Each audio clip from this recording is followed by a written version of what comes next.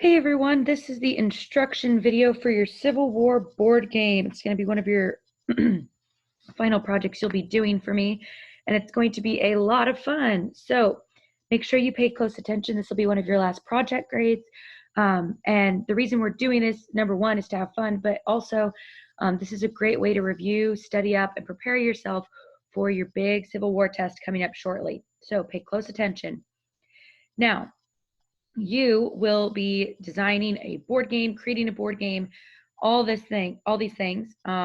It may sound and seem a bit overwhelming, but I'm going to give you around 5 school days just dedicated to this project. So I think you are going to be able to achieve it. And once I've explained everything in detail, you'll know what I'm talking about, what it's going to look like. Okay. So let's break it down. First is game design. You can pattern your board game after another board game. So if you're really stuck on creativity or not sure what to do, just go in your game closet if you have one and look at different board game patterns or look at them online. You can base it off of Monopoly, Candyland, Trivial Pursuit. It's also important to know you don't have to pattern it after a board game. If you want to make your own zigzag design or whatever you want to do, you totally can. But that's just to kind of help you. For your board game, you will need to create at least 10 questions for each category. There's going to be 4 categories, so we're looking at 40 questions you will be creating. These questions can be true or false, multiple choice, fill in the blank, or short answer. Okay? Write the category on the top of the card and the question and answer on the back. So the categories I want: people, battles, soldiers, life as a soldier, what were their daily things they were dealing with, and then miscellaneous. Miscellaneous can be vocab. It could be different things that we were learning about, so like the Emancipation Proclamation, Lincoln's assassination, tension in the North. Lots of different little things you can talk about in the miscellaneous column. You can add whatever you'd like, but it needs to relate to the Civil War. Now, when people are creating these questions, oftentimes they go a little crazy and try to think of the most impossible questions. What I would do, base some of that key info you got or I showed you from the study guide, and then I would also, check your notes. But think of questions Miss Johnson would ask. You could even use your chapter review in the book, or you can use the practice test questions. Any of those, you can use those to base it off of. But we're looking for test-like questions because remember, the goal of this game is to help you prepare for your big test, okay? So you need to design the board game, so the question cards and the board. Rules and instructions. You need to create the rules. Rules must be written clearly and precisely. I highly suggest you have someone read your rules after they are written and have them make a lot more sense. I would like them typed because you will be sending me your rules. Now, when you're making your instructions or rules, things to think about. Think of a fun name for your game. What's the end goal? Make it Civil War themed. Who goes first, or how do you determine who goes first? You could say person closest or born closest to Gettysburg, or the youngest goes first, or lots of different things to determine who starts the game. Then you need to think of how will players move around the board? Are they going to roll dice? Or when the game is going, will their card say move 3 spaces? What are you going to do to help them move around that board? And then you also need to think about how are you going to end the game, or how do you win the game? What's the end goal? Are you trying to get to a certain spot on the board? Are you trying to collect a certain amount of something or cards or whatever? If you're kind of stuck or not sure, look at board game instructions and kind of base that off and inspire you to format your game in the correct way. Then we're going to look at the game board. So how will the game board be designed? The first thing I would do is draw a rough draft, get a notebook, piece of paper, and kind of sketch out what you want to do. And then what you can do is you could design your board game on online, or like take pictures and create little pictures and things and design that and print out your board game if you want.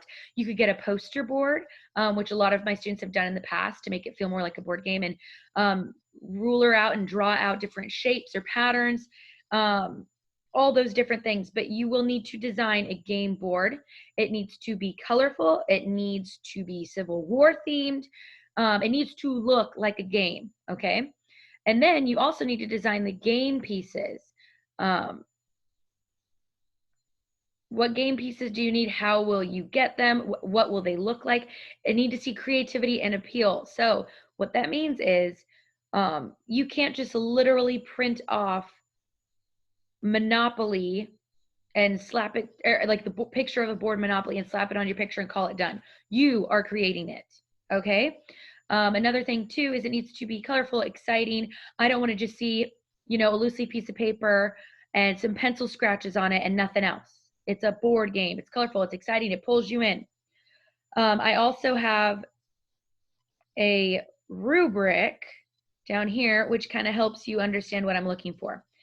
Now, you are working individually, so the cooperative work is just going to be free points for you. Rules will be written clearly enough that all could easily participate. People should not be confused by your rules, okay? That's why I highly suggest, you know, have your sister, have your mom read over your rules to make sure somebody who just walked in with your board game would know exactly how to play it. Accuracy of content. All information cards made for the game are correct. You know, if you tell me that Robert E. Lee was president during the Civil War, that's not accurate. That's going to concern me. Creativity. You put a lot of thought into making the game interesting and fun to play, as shown by creative question, game pieces, board game. You took time in this, okay? It's not rushed. And you really thought outside the box and thought about the Civil War theme. Attractiveness, contrasting colors, using graphics were used to give the cards and game pieces visual appeal. And then knowledge gained. All students could easily and correctly state several facts about the topics used in the game without looking at the game. So what I mean by that is you learn something from your board game. You are better prepared for your test because of your board game, okay? So now I want to show you some board game ideas. So these are ideas and templates I've had from previous students. Now, when I'm showing you this, this does not mean, oh, easy, I'm going to just copy and paste exactly what Mrs. Johnson's previous students have done. Nope, that would be wrong. What you're doing is I'm giving you ideas to fuel your own board game, okay? You're not stealing people's ideas. That's rude. Okay, so first one, as you can see, they color-coded their cards into the categories. So they got people, battles, soldiers, miscellaneous, love it. And they even drew a spot on the board for the cards. And in this group, they decided to do kind of a Trivial Pursuit design, which if you've played that game before, it's in a big circle. And if you land on a certain colored space, that's the card that you have to answer. And they decorated it with some Confederate pictures, and even though they have a British flag, they got a little confused. They have Union soldiers, and you're trying to collect a certain number of cards. That was their game. This one's fun. They did a diamond style, and their game is called Musket Shot because that was the gun most often used. They use dice in this game. They have pictures of various battles in the corner, and they use soldiers, miscellaneous people. They have the cards in the side. And one fun thing is Musket Shot was actually kind of like a random, like wild card turn. So they made the game kind of they had more freedom and more creativity. It wasn't just the cards. They did something a little different. That was cool. Civil War Candyland. So these guys color-coded, as you can see. And they also, with the battles, they had specific battles on each space, and they even did it, you know, in the order that we learned about. So Fort Sumter, First Battle Bull Run, all these things throughout the game. This one is pretty good, and they also have their rules clearly stated. This one was fun. I love the design of it. They made theirs called Prisoner of War. So there were points in the game that you could be trapped or captured in in the middle, and then you had to try to get yourself out by answering correct questions. That one was really fun. This one I think was probably one of the more creative ones. This one's called War Leaders, and right here they actually had pennies, and they super glued pictures of different generals you could pick to be. And what I love about this one is in their board design, they picked important events or things that we learned about. So here we have Burnside Bridge, we have Bloody Lane, you see the bloody footprints. We've talked about the siege of Vicksburg, and so they drew pictures of that. With Atlanta, they had a lot of fires. And then at the end, you end at the Appomattox Courthouse. I really like the creativity within this one. It was really cool. This one was probably my most colorful one. It was very color-coded. And they actually have really cool instructions that we'll look at in a bit. But again, they have their cards, they have their spaces. Hopefully you're starting to get the idea. This one, I think this is probably one of the more creative boards too. What they did is they took all the states and territories involved in the Civil War, and they the board was actually the states, and it was a map, and you'd follow the arrows, and it's called Capture the Capitol. And the goal is so you have the Confederates over here, and their little game pieces of Confederate flag, and then up here is the American flag, and you had to follow the arrows to try to capture each other's capitals first. That one was really, really cool. They worked really hard on that one. And then this one, I love the color coding. They have the Appomattox Courthouse. They have cannons. They have rivers and a bridge. But then they have these wild spaces here too, where you can pick whatever card you wanted. And then this one, they kind of based it off of the South. They called it Dixie. And they had these they were really creative, and it was kind of a complex board game, but you can see like a different style. It doesn't just have to be squares around the border. I mean, you can do different shapes and things. Now, here are the different pieces. So again, remember, game pieces. Some of my kiddos did, Abraham Lincoln, which was the Union president, versus Jefferson Davis, who's the Confederate president. Some people did generals, like the pennies I showed you, or Grant or Lee. Some people did a Confederate flag and American flag. There is no wrong answer as long as it's Civil War themed. But yeah, you can get creative with your game pieces and make sure it's, it goes with the theme. It's a Civil War board game. This, I think these guys had the best instructions. So they did exactly what I said. They typed it up. It was very clear. And as you can see, they numbered each step so people could read it or understand it. So at the beginning, it says choose your piece, and they gave you examples of what the pieces were. Each player places their piece on the starting space of the board.